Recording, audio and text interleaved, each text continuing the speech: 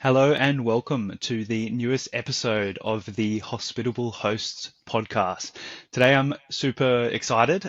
We have short-term rental, absolute brilliance on board, a real thought leader, and so I'm super excited to have Bart Sobies on the podcast today. Maybe grill him, get his insights. Welcome, Bart. Thank you very much. Real pleasure to be here.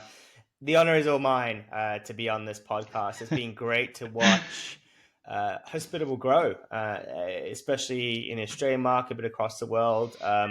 My little anecdote is I first encountered your team in Las Vegas, and I remember seeing your founder jumping into a pool of balls, the ones that you kind of get in IKEA, like a kid, and I kind of got the vibe there, and kind of we've grown ever since. So it's really nice to be able to catch up and do this now. Yes, for sure. I remember that in Vegas, that particular event. Lots of good fun. So yeah, it's been great to, I guess, continue our relationship, and I'm excited to dive into that a little bit further today. For those listeners that aren't aware of who you are, could you give us a quick intro on Bart Sobies? Yeah, sure. Look, I've been in the hospital world for roughly around about 15 years, and I've always tackled it from the tech side. So when I was 15 years old, which is a few minutes ago now, I was building websites and building businesses online, and that kind of progressed throughout my career. And roughly around about 10 years ago, we started building websites for restaurants.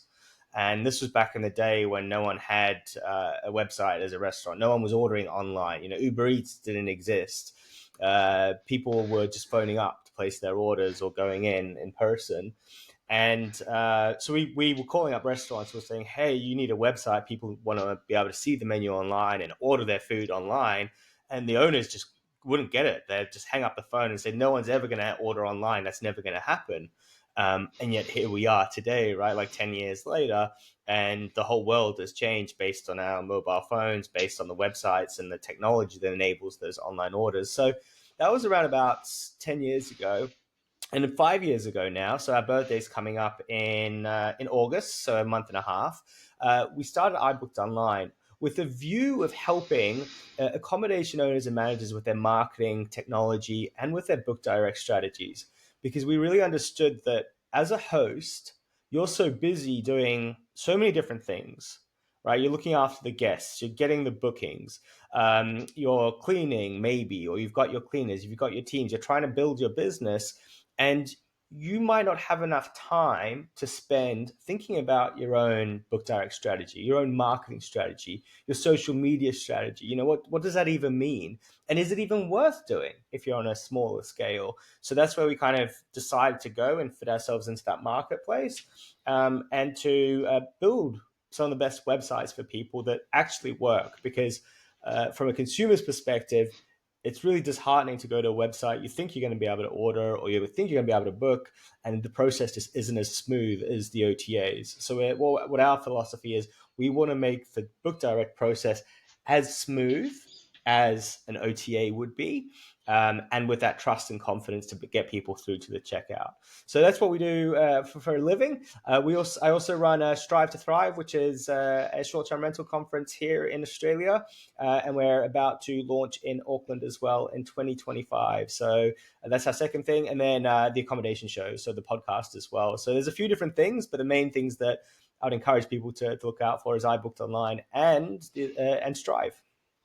Awesome. Yes, you definitely wear many hats in the industry. So another reason I'm super excited to pick your brain today. And you mentioned one thing there with like direct booking strategy, as to whether it's even worthwhile. And I guess if you're at that scale yet, which is a question. And as you're aware, many of our hosts and customers are self-managers here at Hospitable. Mm-hmm. And that is a question that comes up very frequently. Like, is it worth doing? And I know it's a very individual question, but it's a question I Sure. have for you. Like, is having a book direct strategy worthwhile if you maybe only have, say, up to 7 properties? Look, and I guess that's the $1 million question. It is not one size fits all for every single business owner. Um, is it worth doing? 100%. Because if you have had guests stay with you before, there's a very high chance that you can get them to stay with you again. or they're going to inquire with you again. And generally, if you don't have a book direct strategy, what will happen is you'll be forced to send them back to the OTAs. And that's the way they're going to rebook. So that's the lowest hanging fruit for anybody. If you've got one property, two properties, five properties, 20 properties, the lowest hanging fruit are those repeat bookings. So from that perspective, is it worth doing? Yes, 100%, because that initial outlay to set up your own Book Direct website, it's generally not huge, right? It could cost you anywhere from $1,000 to $2,000 to $5,000. You guys do them probably as part of the package as well. So that upfront isn't the real stress. The biggest stress is how much effort are you going to put into that strategy once you've got it set up. So if you've got one or two properties and you're located in a metro location, or I just had a client that couldn't make it work that was in Florida, and they just said, look, the market's just too competitive. There's just too many other hosts out there doing exactly the same thing. So it's really hard for us to punch above our weight and to stand out on Google, for example. So you have to tackle it in different ways. So is it worth doing? 100% it's worth doing. But everything you do after that is really individual and depends on what your strategy is going to be as a business owner. Yeah, definitely. And I'd agree with that 100%. Our listeners know I have my own short term rental properties on the Sunshine Coast in Australia. And that's something I've found personally. Like you mentioned, that the direct booking feature is available through Hospitable, and it is. You can list your properties through Hospitable for direct bookings. Yeah, But that's probably the biggest misconception that I see is that just having a direct booking website equals direct bookings coming in, like flowing in. correct. And that to me is a misconception. Like it really takes effort and work. And that's what you guys do in terms of just taking it further rather than just having a website and expecting those to overtake your other channel bookings. So that for me is number one. You hit the nail on the head. What are some other common misconceptions or challenges that accommodation owners face when it comes to direct booking, whether that's marketing related or otherwise, and how do you guys address those? Yeah, look, huge question, right? Because what we're doing now is we're going to that sort of next stage, and we're saying, okay, now we have that Book Direct website. What is the strategy going to be, and how much effort are we going to put into it? And a lot of it actually comes down to return on investment, so ROI. How much time do I have to spend on something, and how much benefit am I going to get? Because at the end of the day, you can go onto an OTA, you're going to pay your 15 to 20% commission depending on who you're with. And you don't really have to do any marketing effort. You don't have to put any extra energy in. You need to make sure that your pictures are great, that your listing description is great, that you get fantastic reviews, that you manage that profile correctly. And then you say, well, I'm going to get direct bookings, and then so all you're doing is you're really saving that commission, right? So if it was, let's use 15% as a number. And if you were paying 15%, and then you say, well, if they book direct, I also want to give them a bit of an incentive, so I'm gonna cut it by my rates by 5% if they book direct. So now I've only got 10% margin on a booking, and that's how you should look at it. Is you should say, well, if I'm going to do $50,000 on a property a year, and if I can pull 20% of those bookings to be direct, that'll be $10,000, and of those $10,000, I'm going to convert. That means I'm going to save $1,000 in commission, if that kind of makes sense. So you're only getting $1,000 worth of value off of this whole equation. So that's kind of one part to think about, is the commission that you're going to save, so that return on investment. But there's another part of it that kind of also is changing a little bit as the OTAs get more competitive, and you've got a lot more other players out there. It's hard to have control over standing out over your competitors, because what happened before, Ethan, and you'll know this, is that a lot of listings may not have had great photography, or may not have had a fantastic description or a fantastic title, and they might not have been put together well. But the industry's changed over the past 2 3 years. Now if you jump onto an OTA, you'll see that the listings are beautiful, right? Most of them are stunning. They've been sorted out. They're property managers that have come into the space, and it's kind of standardized everything.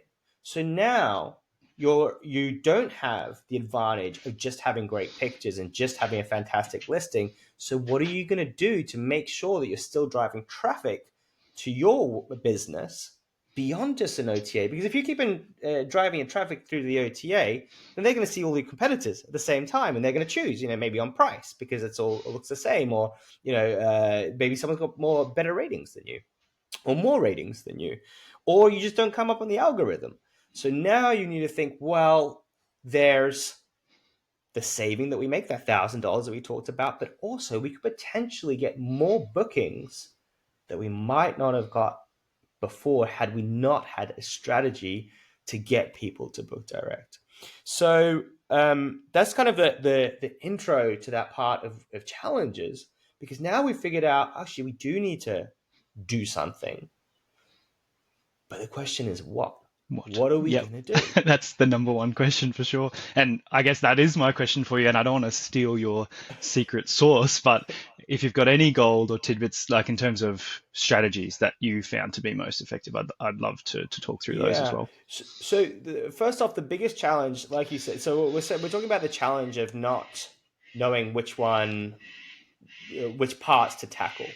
And when we think about a book direct strategy or a marketing strategy, when we're doing this sort of stuff, we've got a limited amount of time and we've got a limited budget. So the first thing we think about is what are the lowest hanging fruits that we can tackle? One of the lowest hanging fruits, of course, is let's assume that your website's beautiful, sorted out, got your reviews on there, optimized for SEO, it's looking great, the checkout process is fantastic, you've got your upsells as well, so you can make some more money and all that kind of stuff. So you've got that part sorted. Now we go, okay, so in terms of marketing and driving traffic to our website, what can we do that's going to be the highest return on investment? And funnily enough, this is something that we work with all of our clients through kind of organically. They go through a process. We send them emails. We say, hey, you have to do this, this, this. And we will be actually creating a course on those different elements of what the low hanging fruits are. And I'll be talking about it a lot over the next 12 months. But the email database and getting the repeat guests to come back is one of the lowest hanging fruits. Making sure that we collect email addresses from when people stay with us, using solutions like StayFi. You don't even have to use StayFi, but making sure that we do grab that email address so that we can then go and talk to our previous guests. That's the lowest hanging fruit, is getting the repeat bookings. Then we want to make sure that we've got our Google business profile set up. So that's where you actually have Google recognizing you as a business, and then driving traffic to you. It's localized and it will get you ranking higher. Then after that, we're going to look after our SEO. So making sure that our titles are correct, that they're up to date. So for example, one of the tips that I have is make sure that you've got the current year in your title. So official website 2024, 2025, because a lot of the OTAs won't do that. They won't mention that it's current. And that's where people, so if you think about the process, they're getting the website, they can see the listing, they're all right, cool, and they kind of follow through. So you've done those couple of things. The third step is to do your citations. Now, do you know what citations are? Yes, I have been on a bit of a journey with citations personally.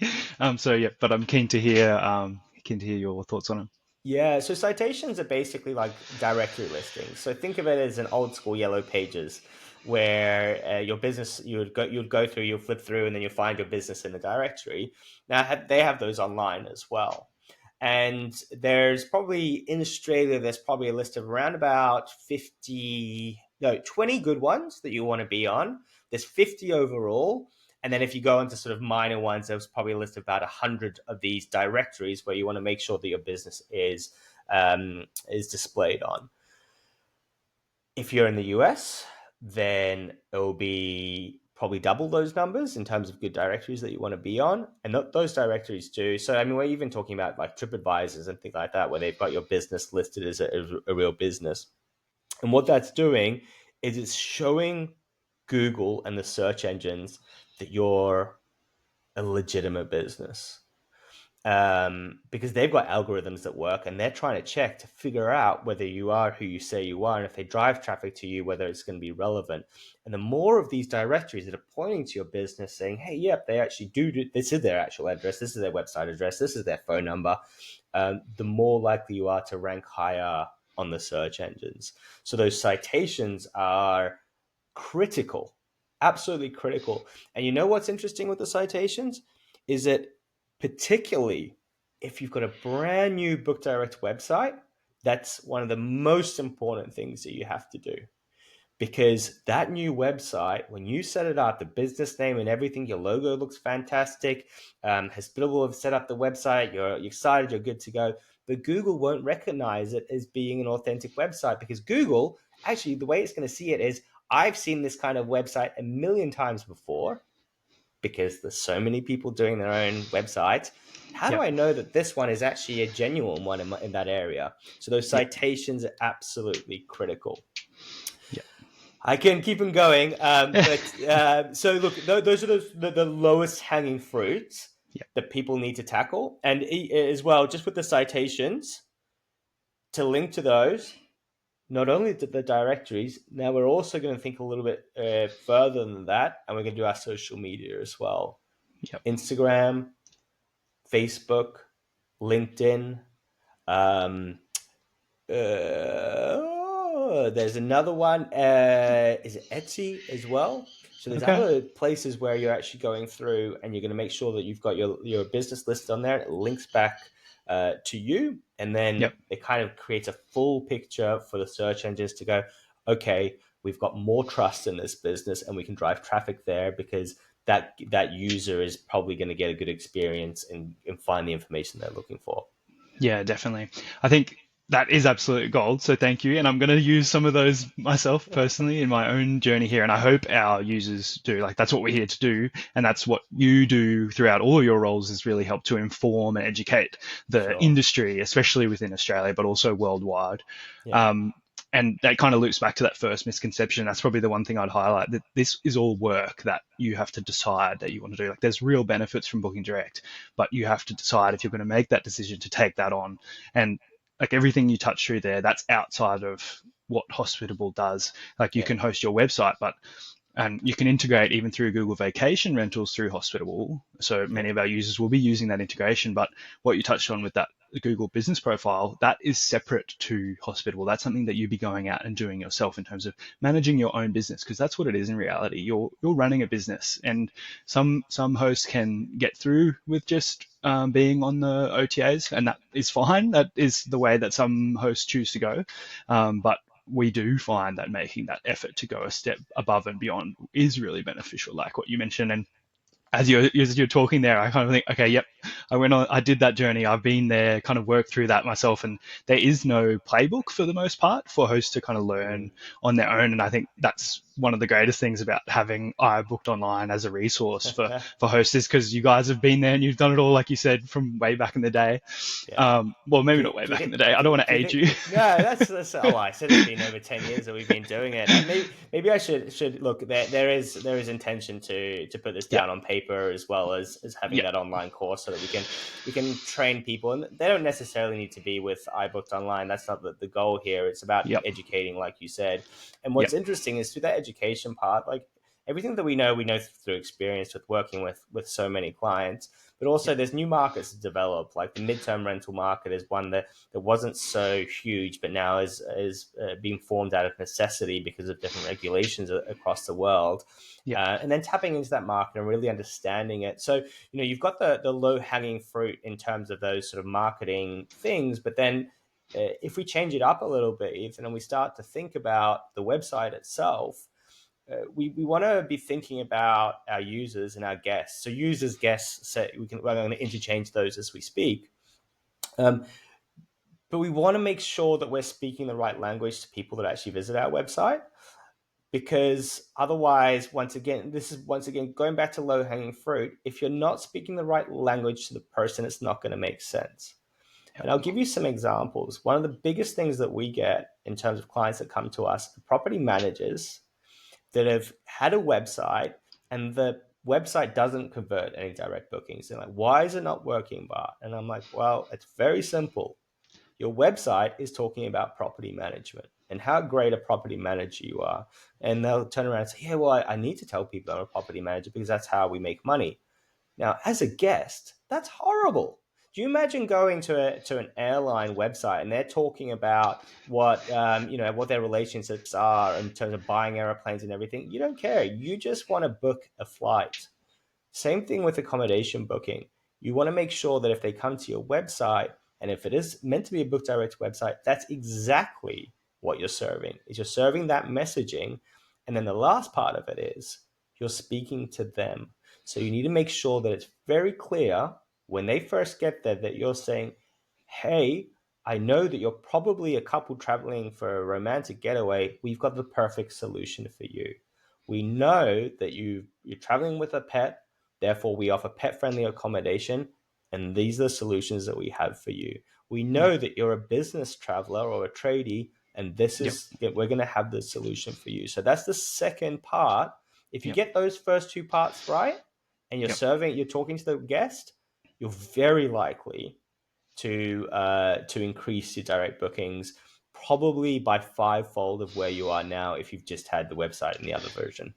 Yeah, definitely. And that's been my own personal experience too, and that's the experience that I hear from hosts around the world regularly. I kind of went on that journey we're talking about in terms of the technology side of things, with the property having my property's been on Airbnb and OTAs for years, and then getting to that point where I've done all the work, or like at least the low hanging fruit, and all we were getting was those return repeat guests through Yeah, direct, which was great because sure. they were coming to us rather than through an OTA, and we really started to build, I guess, a relationship with those hosts. But it didn't. There was nothing more, and I had to kind of ask that question, like, why isn't it? And what we found is that we weren't specialized. Like our properties were just properties. Like they Mm. had the photos and everything was nice, but they weren't niche. They didn't, I guess, direct to a particular part of the market in terms of like business travel or families and that sort of thing. So that was probably the next step. And we're at about 20% of our reservations being direct now, which I'm quite proud of. I know there's hosts that Good go on you. like well above and beyond, but for Yeah, me, that's huge for where we're at. yeah. Um, If and you're so sorry to interrupt there. If yeah, you're a smaller host and if you've yep, only got a handful of properties, getting to 20% book direct is very good, very yep, very good. Unless you've built your business around a specific niche, right? So yep, you've said I'm going to go for high end, high net worth individuals yep, and just target that market. Then you can get up to 100% book direct. Or if you're yep, going just for pet friendly, once again you can get there. But then every yes, property that you have has to fit within that box, so to yep, speak.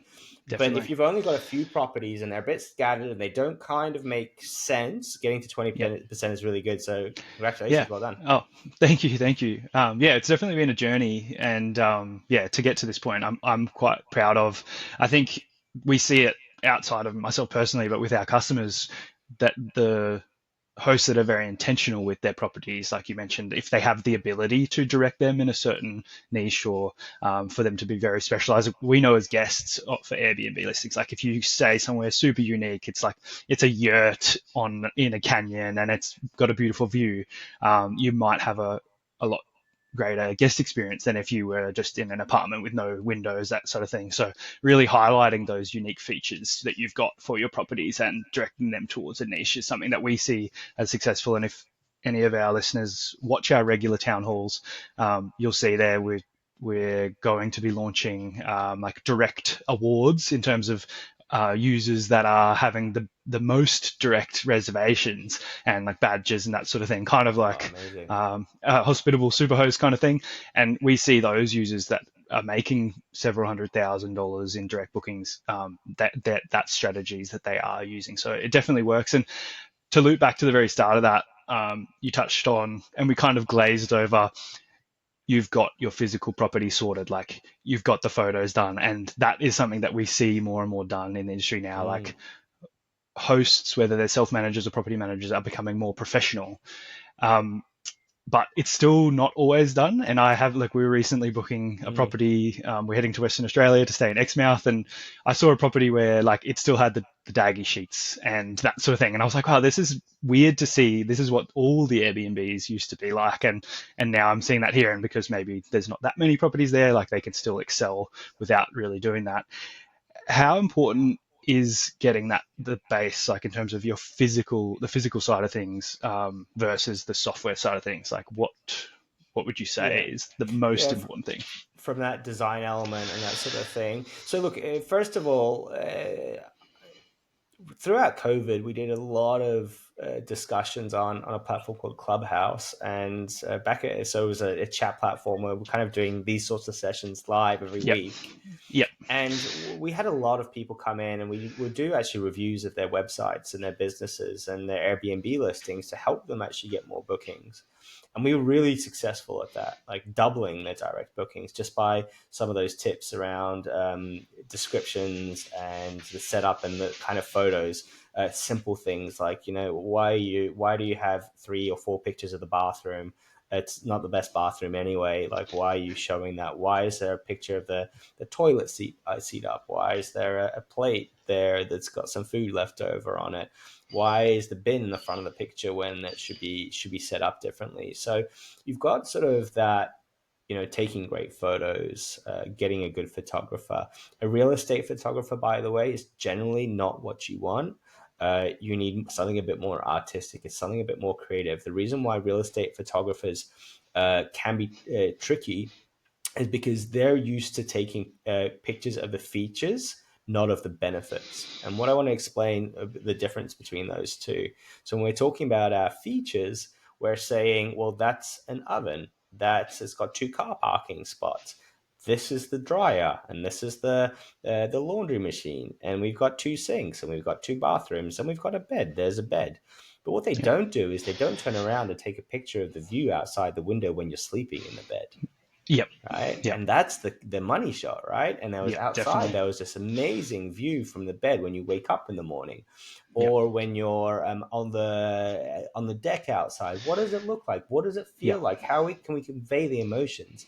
And what we're Yes. trying to do is we're trying to convey the benefit of the balcony, and the benefit is I can Yep. sit out there, watch the kids playing, or my dog could go running around on the oval, Yep. and that's the benefit, is I can relax and have a good time. Now, what's Yep. critical with the question that you asked is, um, you don't want to put lipstick on a pig, I think is the Yep. saying, is that you also don't want to oversell it. So if Yep. your properties don't have these features and benefits that we're talking about, because that's what Yep. everyone's looking for, and I really want it to be like this and that, figure out your target market.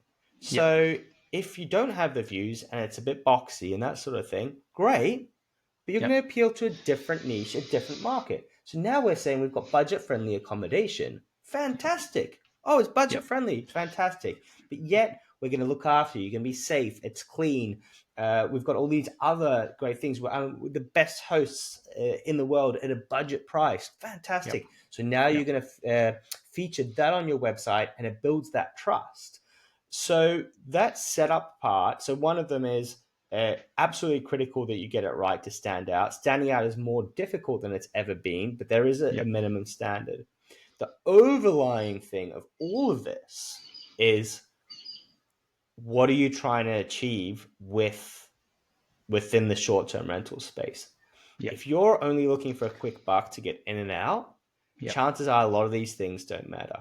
If you're Yep. thinking longer term, 2 years, 3 years, 5 years, then these are investments that are worthwhile making in terms of time, effort, and energy, because that payoff, once you've done it, the payoff is over 5 years, right? Yep. And you're going to keep on getting more good guests and that sort of thing. So, absolutely critical. Funnily enough, we just did an episode about design as well and that sort of thing. It's not Yep. my forte or speciality, but Yep. I think it's critical to make sure that you're going to do well. Yeah, 100%. I agree with that all round. It's so important for sure. Um, we're coming up on time, which I'm quite sad about. Before before we Already. finish, yeah, it goes. Time flies when you're having fun. I just wanted to ask you, like we touched on a little bit in terms of the industry side getting maybe more competitive. Going forward, I'd love to get your lens on how you see things going forward. As the host of the accommodation show and the founder of Strive to Thrive conference, what Yeah. insights or trends do you believe accommodation owners and managers should be paying attention to in order to thrive in Yeah. today's market? Look, being ready from a technology point of view is incredibly important. Yeah. I've just been touring the world talking about AI and how much it is going to change the world. And we Yeah. hear AI, AI, AI all over the place. And okay, cool. What does that actually mean for our business? It Yeah. means that everything is changing. The way that Yeah. we interact with our customers, the kind of responses that we give them when they're contacting us and talking to us on the messenger, the way that the guest experience when they check in and when they after they've made the booking, and there's just so much opportunity there to improve it and really give them highly valuable, highly personalized messaging that really speaks to them, that makes them feel fantastic about their trip. That you make sure that they don't have any issues and that sort of thing. So the technology part is going to be important. And what you'll find actually in the short-term rental space is that a lot of companies are starting to get acquired, merge, and that sort of thing, and that's just going to accelerate because I mean, I guess it's just a natural thing that happens within the industry. So I think Yeah. that's one of the key things. The other key thing that I'm seeing and I'm pretty sure on is uh, we need to be super mindful of our budgeting and our numbers over the next 18 months. So not Yeah. 12 months, 18 months. The with high interest rates and high inflation, the Reserve Bank is encouraging people to try to spend less, right? Yeah. That's kind of what that goal is, Yeah. so that inflation gets kept in check, so we don't keep on raising our prices. So trying to find that ceiling. So that ceiling is probably being hit now. I'm not an economist, so I don't really know, but I can see Yeah. what's going on with prices and in the market. So therefore, I'm not saying that everyone should go and discount. What I'm saying is you've got to make sure that you're keeping an eye on what's happening on the market around you. Yeah. Keep an eye on your lead time. So how long before someone stays, the booking window, basically when they book, and so how long they stay. So is that contracting? Is it expanding? Are we making sure that we're taking advantage of the peak seasons Yeah. and that our pricing is correct? But that pricing play is going to be incredibly important that you get it right. And then on the backside of that is you've got to make sure that your numbers stack up on the other side. So your mortgages, your staff costs, your cleaning costs, and everything like that, to make sure that you can sustain yourself through this period of contraction, which is probably going to be there. We're seeing lots of businesses fall over across the hospitality industry as a whole. So I just Yeah. want to get people to look at their numbers and just be like, Yes. hey, am I good? Is everything going to Yeah. be okay? Cool. What happens if I lose 20% of my bookings? What am Yeah. I going to do? How far can I drop my prices before it becomes unsustainable? Yeah. Where do I need to find efficiencies as I go? So it's kind of like a replay of the kind of work that everyone was doing at the start of COVID, just Yep. looking at their numbers, looking at their operations. Same thing over again. I see that over the next 12 months. Yeah, definitely. And I agree. I think that's very sage advice. And like you mentioned, we're not economists. We are just business operators and owners Yeah, personally. And that's what it loops back to again. Like we are as hosts, we are business owners, and you need to be having that real deep dive into your own finances and looking at those risks over the longer period. I think that's probably our could be a topic for a whole another podcast. I love getting into those sort of nitty gritties on the financial side as well, and I know a lot of our hosts do too. You touched on the AI there. Like you said, it's the word on everybody's lips, and it's definitely a huge focus, like the number one focus of what we're building at Hospitable at the moment, which you can see on our town halls. Super exciting features that I'm already using, and a lot of our hosts are already using. And then where it's going in the next few years kind of really blows my mind. So I'm super excited for that. Probably yeah, also another whole podcast. yeah, I think in that you hit the nail on the head, which is what it allows us to do for the guest experience, which probably should be the overarching theme of this entire podcast episode, is that it all comes back to the guest experience. Like sure, none of this means really too much if the guests aren't having a great experience. And that's really what we do in our businesses, is ensuring that hosts have an awesome guest experience, because that is what's going to make them want to come back. So I'd love to kind of leave us on that note. But before we do, how do our listeners find you if they're keen to get involved, if they'd love to pick your brain some more? What's the best way? absolutely. So the link is iBooked.Online /Bart. And then if you go there, you get all the links to our Instagram, to our challenges and courses. to the Facebook group as well. We've got a really great Facebook group where we engage with people. Also to Strive, so the conference. I do encourage people that if they haven't been, that they have a look at it, get in touch, Yep. ask me questions about what it's all about and whether it's worth Yep. coming, because I obviously think that it is. But yeah, so iBooked.Online/Bart is the best way to keep them going.